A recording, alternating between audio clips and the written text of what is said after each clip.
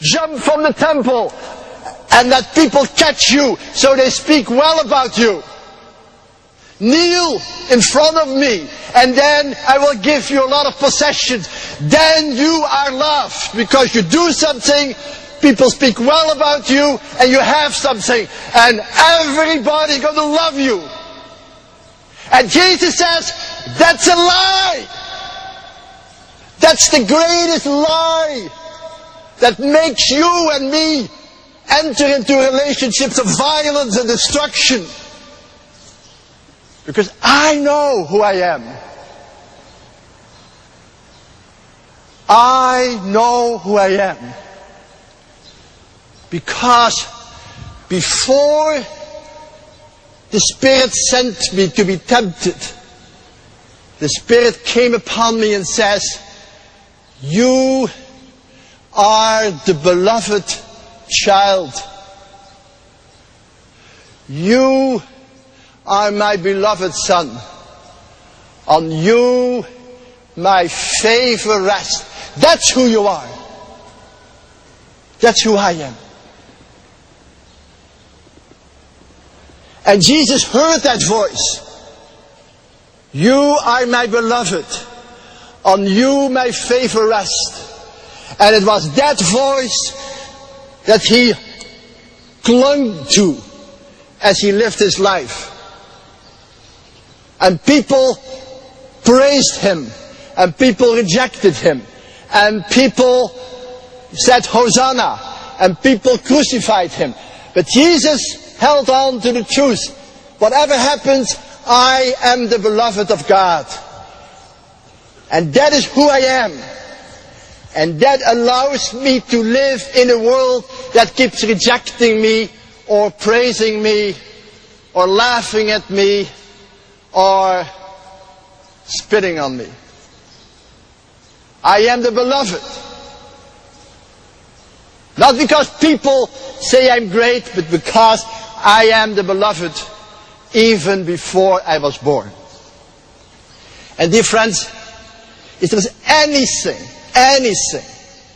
I want you to hear this morning, is that what is said of Jesus is said of you. You have to hear that you are the beloved daughter and son of God. And to hear it, not here, but right here. To hear it so that your whole life can be turned around. And listen to the scriptures. I have loved you with an everlasting love. I have written your name in the palm of my hand from all eternity.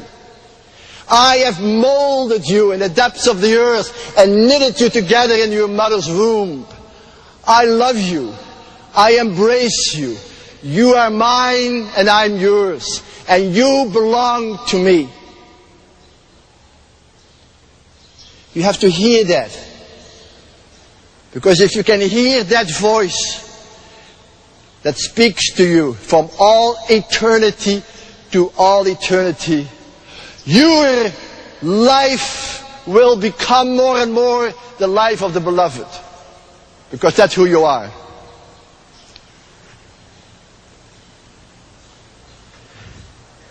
And then you start discovering that all that you do here is nurtured from the knowledge that you are the beloved. That's who you are. And when you start believing in this, that circle of knowledge will become bigger and bigger and bigger until it cuts right into your daily life. You will still have rejections, and you will still have praise, and you will still have losses, but you live no longer as a person searching for his or her identity, but you will live it as the beloved. You will love your pain, and you will live your anguish, and you will live your successes, and you will live your failures as the one who knows who you are. And I want to give you a little word here. The voice that calls you the beloved is the voice of the first love. First love. John writes, love one another because God has loved you first. And the great struggle, and it's not easy, I'm not talking about something easy, is to claim that first love.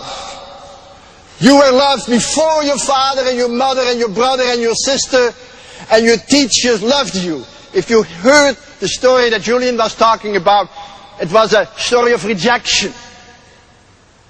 The people who love us not always love us well.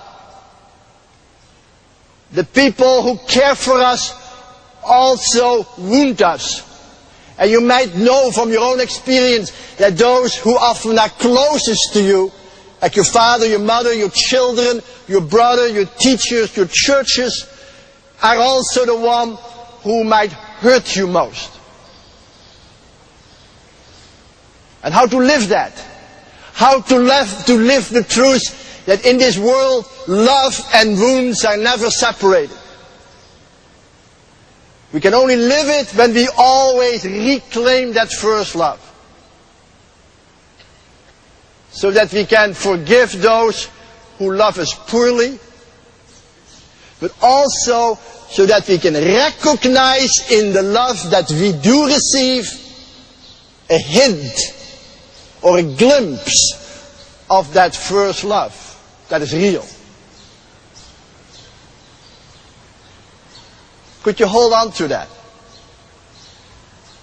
I mean, every time you have a temptation to become bitter, to become jealous, to lash out, to feel rejected, can you go back and say, no, I am the beloved daughter of God.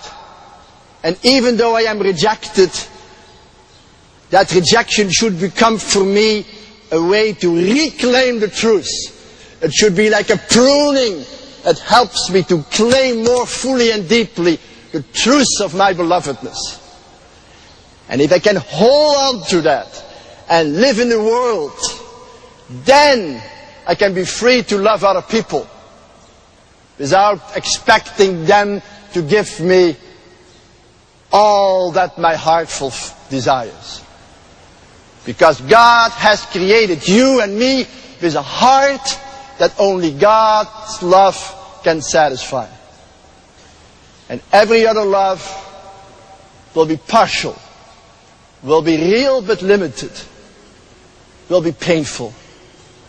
And if we are willing to let the pain not make us bitter, but prune us, to give us a deeper sense of our belovedness, then we can be free as Jesus and walk on this world and proclaim God's first love wherever we go.